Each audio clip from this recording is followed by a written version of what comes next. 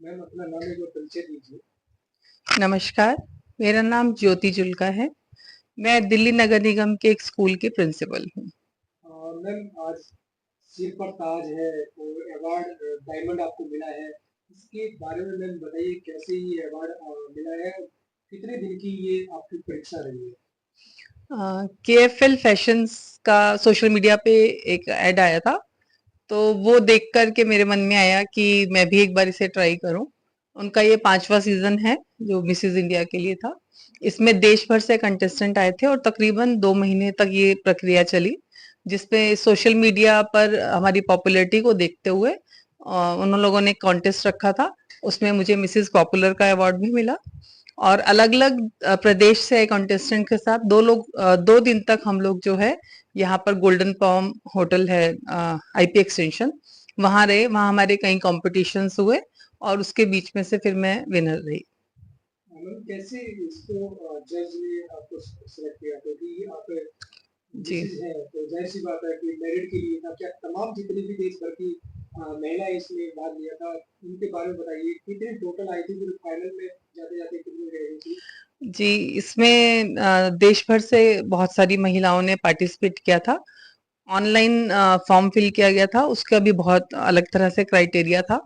उसके बाद फाइनलिस्ट तकरीबन 22 महिलाएं रह गई और उसके बाद जजेस ने हम लोगों की ग्रूमिंग सेशन रखे हमारे लिए, जिसमें हमें किस तरह से उठना बैठना है, कैटवॉक करनी है, ये हमें सिखाया गया। हम लोगों के अलग अलग तरह से फोटोशूट भी हुए वहां पर। उसके बाद एक टैलेंट राउंड रखा गया जिसमें सब लोगों को अपना कोई एक टैलेंट बताना था, जिसमें मैं, क्योंकि मैं कवित्री भी हूँ, तो मैंने अपना एक छोटा सा काव्य पाठ किया और उसके साथ मैंने एक डांस, पंजाबी डांस किया था। और उसमें हम लोगों के हर तरह से उठने बैठने के, अपने पार्टिसिपेंट्स के साथ हमारा रिलेशन कैसा है, हम उनसे कैसे बात कर रहे हैं, हर चीज के नंबर थे।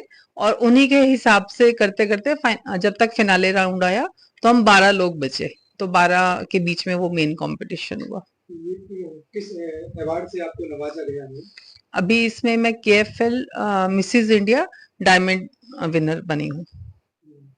मतलब क्या मैसेज देना चाहती है बहुत सी महिलाएं आज भी जो है घर में रहती है और उनका सपना होता है बचपन से कि वो भी मिस इंडिया बने मिस वर्ल्ड बने मिस अपने राज्य की जी। अलग अलग राज्य की बने लेकिन कुछ परिस्थिति आ जाती है कुछ जो घरेलू नीति आ जाती है लेकिन ऐसी उम्र में आके अगर वो प्लेटफॉर्म पे आना चाहती है या जी, उनको मौका मिलना चाहिए उनके लिए क्या मैसेज देना चाहते हैं? बिल्कुल। मैं आपको बताना चाहती हूँ कि मैं 53 इयर्स की हूँ और ये मेरे लिए भी एक बहुत बड़ी बात थी इस उम्र में ऐसे एक प्लेटफॉर्म पे आना। It's like a dream come true. जो कभी सोचा भी नहीं था वो सपना पूरा हुआ। तो मैं हर एक महिला को ये कहना चाहती हूँ कि आपको सिर्फ थोड़े से टाइम मैनेजमेंट की जरूरत है, थोड़ा सा खुद पर ध्यान देने की जरूरत है। और आप भी इस तरह के किसी भी कंपटीशन में आकर के, किसी भी पेजेंट में आकर के आप भी पार्टिसिपेट कर सकती हैं। तो थोड़ा सा अपने ऊपर विश्वास जगाइए, आपका परिवार थोड़ा आपका साथ दे, तो ये बहुत जरूरी है। और ऐसे में आप भी घर से बाहर निकल करके कुछ भी कर सकती हैं। मैम क्या कहना चाहती है जो ताज मिलता है जो मिस इंडिया बनती है मिस वर्ल्ड बनती है उनके लिए अगर देखी जाए तो आप एक निचले तेवर के प्लेटफॉर्म पे आप खड़ी है जी। ठीक है तो आपको क्या लगता है मैम कितना टफ रहता है ये इस तरीके के कंपटीशन उठना बैठना बोलना चालना अब आपकी हर एक्टिविटी को नोट किया जाता है जी। तब आपको किताब मिलता है क्या मैसेज किस तरीके से देखती है आप ये? देखा जाए तो ये हमारी अपनी एक पर्सनल ग्रूमिंग होती है इस ढंग से। जैसे मैं खुद को देखती हूँ कि मेरे जो चलने फिरने का तरीका, मैं एक स्पोर्ट्स पर्सन रही हूँ, मैं एक टॉमबॉय की तरह जिंदगी भर रही।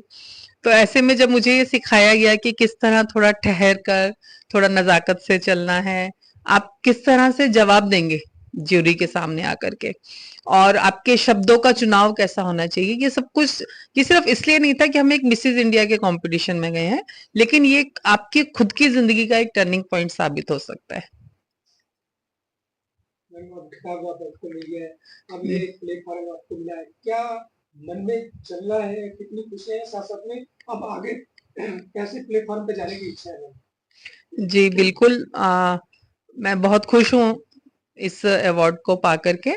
और वाकई ये मेरी जिंदगी की बहुत बड़ी अचीवमेंट में से एक अचीवमेंट ये भी है। और इसके साथ ही मैंने मिसेज एशिया के लिए क्वालिफाई कर लिया, मुझे वहां से इनवाइट आ चुका है।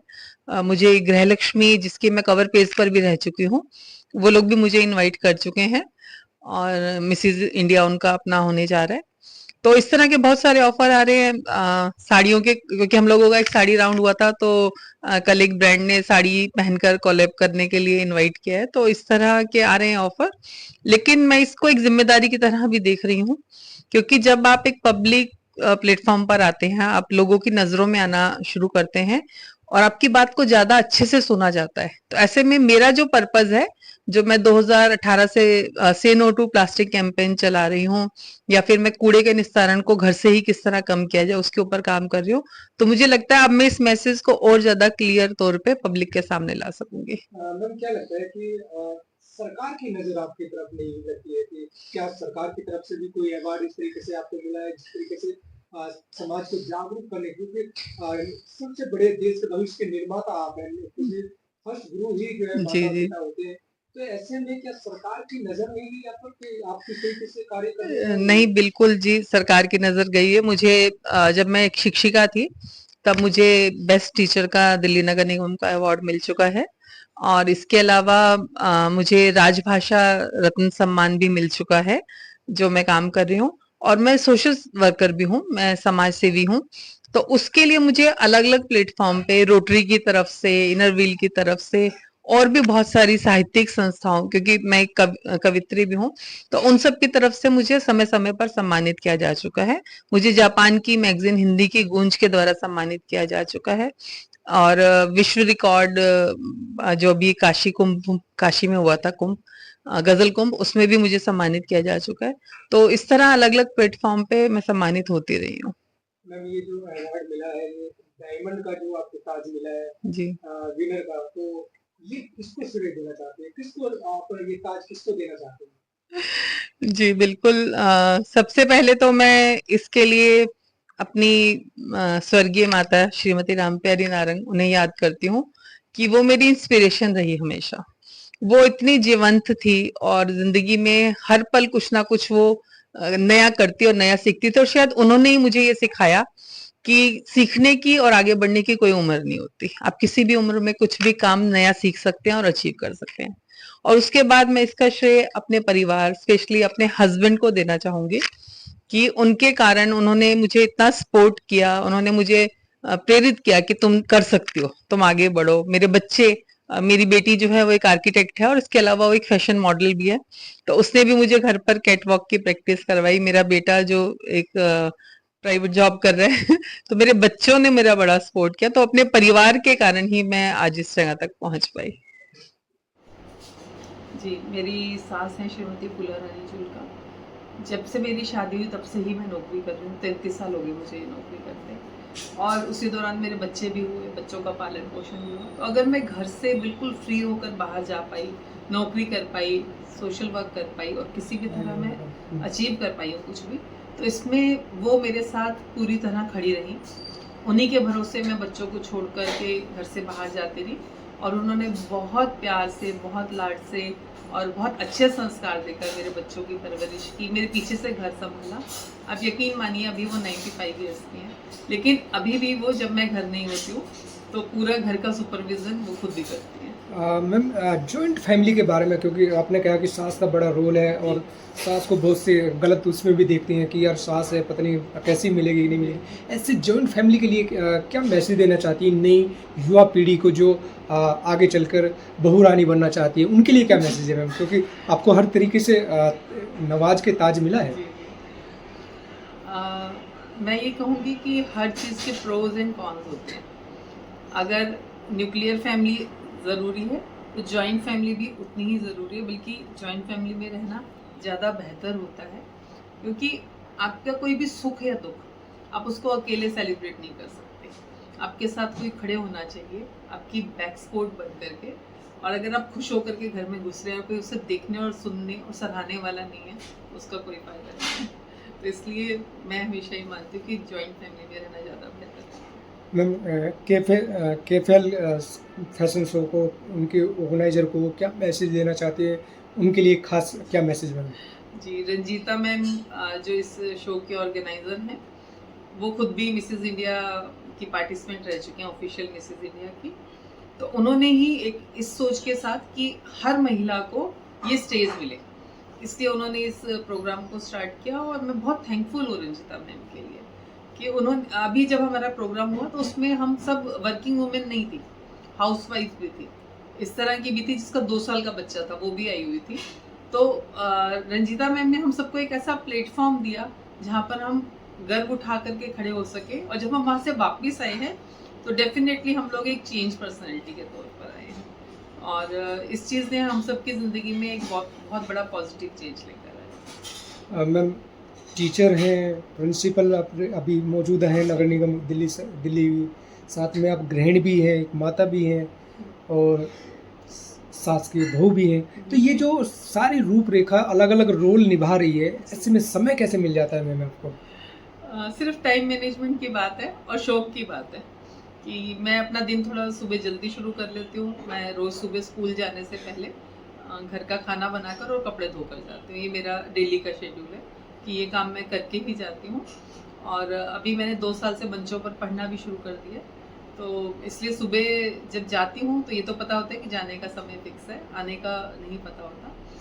लेकिन फिर भी अभी तक रसोई के ऊपर मैंने अपना ही वो रखा है कि सुबह का खाना और रात का खाना मैं ही बनाती हूँ। कई बार ऐसा होता है कि मुझे शाम के कवि सम्मेलन में जाना होता है, तो मैं स्कूल से जब वापस आती हूँ 2 बजे, तो मैं आकर के फटाफट घर में डिनर बना के और फिर उसके बाद मैं 3 साढ़े 3 बजे निकल जाती हूँ। तो कुकिंग मेरा पैशन है। मैंने बिग बाज़ार से किचन क्वीन का अवार्ड भी जीता हुआ है, और इसके अलावा मैं LG किचन क्वीन की रनर अप भी रही हूँ। हरपाल सिंह सोखी जी के साथ भी मैं आ चुकी हूँ। तो मुझे लगता है थोड़ा सा टाइम मैनेज करना और रात को पहले से ही ये सोच लेना कि कल की आपकी रूपरेखा कैसी होगी, तो वो उसको थोड़ा सा अगर आपको मैनेज करना आ गया तो सब कुछ हो जाता है। थैंक यू मैम, ढेर सारी शुभकामनाएं आपको डायमंड ऐसे अवार्ड मिलने के लिए। युवाओं को बस मैसेज किया मैम जाते जाते, इसके लिए युवाओं को, खास नई पीढ़ी को? बिल्कुल मैं चाहूँगी भारत के युवाओं के लिए मेरा मैसेज यही रहेगा कि हम जिस देश में और जिस समय में पैदा हुए वो सबसे बेस्ट है। आज जिस तरह की भारत विकास की तरफ जा रहा है और जितनी तरक्की कर रहा है, तो ये हमारे सब युवाओं के लिए अपनी संस्कृति पर गर्व करने का समय है, अपनी जड़ों से जुड़ने का समय है। तो अपनी संस्कृति से जुड़े रहिए, अपनी जड़ों से जुड़े रहिए और अपने भारतीय होने पर गर्व करिए, और हमेशा कहिए भारत हमको जान से प्यारा है, सबसे प्यारा देश हमारा है। मैम उन सास के लिए क्या मैसेज देना चाहते हैं जो सोच रही है कि सास अगर मौका दे दे तो बहू कुछ कर सकती है? जी बिल्कुल, मैं जैसे बता रही हूँ कि मेरी सास जो मेरी माँ है, उन्होंने मुझे बहुत सपोर्ट किया, और जिस दिन मैं गई उस दिन भी मैं उनके पैर छू के उनसे आशीर्वाद लेके गई। उनको ये समझ तो नहीं आया कि मैं कहाँ जा रही हूँ, लेकिन मैंने बोला कि आज मेरी ज़िंदगी का बहुत बड़ा दिन है, तो मैं जा रही हूँ। तो उन्होंने बोला मुझे तो पता ही है कि तू जीत के ही आएगी, तो तू जा और तू जीत के आएगी। जब मैं वापस आई तो उन्होंने मुझसे यही पूछा, हाँ भाई हो गया तेरा काम? मैंने कहा हाँ हो गया। कहते मैंने तो पहले ही पता सी, मतलब पंजाबी बोलते हैं वो। तो जब मैं प्रिंसिपल बनी थी तो मैं उनको अपने साथ लेकर गई थी स्कूल में, और पहले मैंने उनको अपनी चेयर पे बिठाया, क्योंकि वो एक ऐसी महिला रही हैं जिन्होंने महिला सशक्तिकरण की मिसाल बनी। मेरी 5 नंदे हैं, उनमें से 4 जो हैं गजेटेड ऑफिसर रही, क्योंकि किसी ने मेरी सास को ये बोल दिया था कि अगर लड़की पढ़ लिख के नौकरी कर लेती है तो उसके लिए दहेज कम देना पड़ता है। तो उन्होंने इस बात को गांठ मान लिया, और उन्होंने ज़िंदगी में इतना संघर्ष करते हुए अपनी बेटियों की पढ़ाई पर जोर दिया। और मुझे लगता था कि इतने सारे ऑफिसर उनकी ज़िंदगी में रहे, उनके बच्चे इतने लायक बने, मेरे हस्बैंड एक बहुत सक्सेसफुल बिजनेसमैन बने, और बहुत अच्छा और प्यारा परिवार मुझे मिला। तो मैं ये चाहती थी कि एक बार जो हम सबकी माँ है, हमारी हम सबकी ऑफिसर जो है वो उस कुर्सी पे बैठे। तो मैं उन्हें अब स्कूल लेके गई, मैंने पहले उन्हें अपनी कुर्सी पर बिठाया, तो वो बड़ा इमोशनल मोमेंट था मेरे लिए। Thank you ma'am, thank you.